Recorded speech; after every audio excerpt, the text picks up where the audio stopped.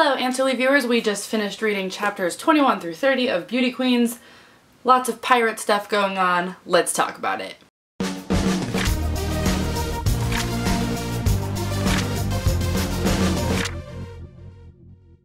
Alright, so the addition of the pirates.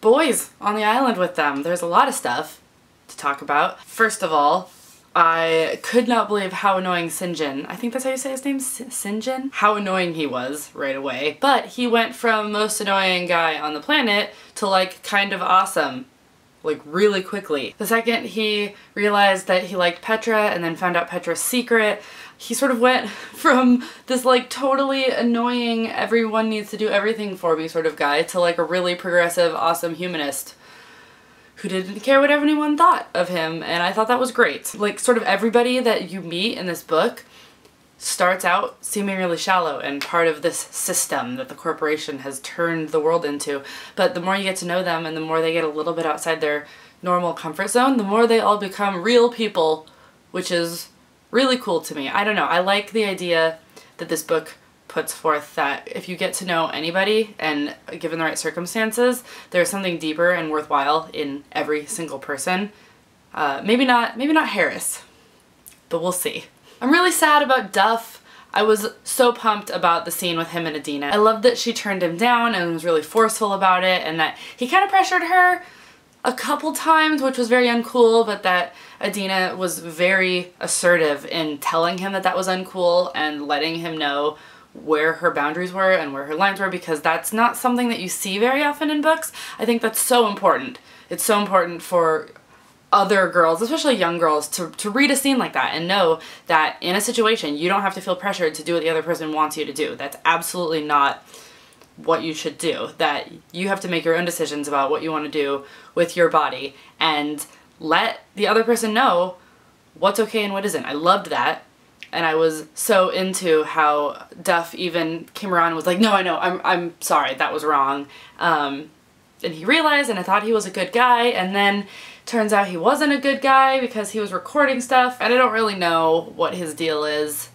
If he's actually, you know, if he actually really cares about her, if he's just kind of a player and sucks. But I felt really bad for Adina because I know that it's really hard for her to let people in, and she did, and she was happy, and then he sucked, and that's just a sucky part of being a human sometimes. Also, I wanted to point out Duff, it was awkward in the book even, but I don't think that this point was driven home as well as it should have been, but Duff tried to compliment Adina early on by saying you're not like the other girls, which sounds nice. In theory, that sounds like a nice thing to say to someone, like, oh, these other beauty pageant girls are so shallow and dumb, but you're not like those girls. That's not a good compliment. In life, take that with you for the rest of your life. That's not a good compliment, because someone is literally saying, oh, you aren't like a girl. You are you and you're different, and that's what I like about you. It's not a compliment if someone tells you that you are not like your gender. Saying that you're special by putting down everyone else like you. That's not a compliment. And Duff, I should have known that Duff sucked just from hearing him say that. I love these scenes with Taylor also. She's you know, in the scenes that aren't about Taylor and the other girls just sort of see her, she's just kind of Looney Tunes.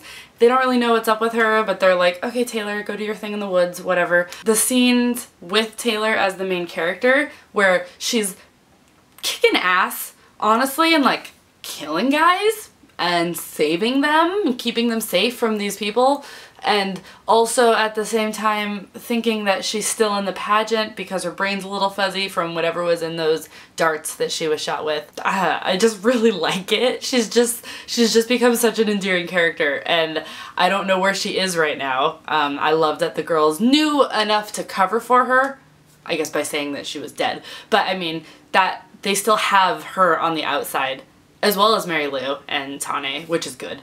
But I just really can't wait to see where that goes with Taylor, and I really hope that she has some awesome warrior savior moment where she comes and helps the girls. So where we're at with the book now is that Lady Bird wants to kill them, so that's good. They're gonna stage the beauty pageant. I love that the girls realized that there was something off because they said they sent Mary Lou home, but then said that they have to do the beauty pageant.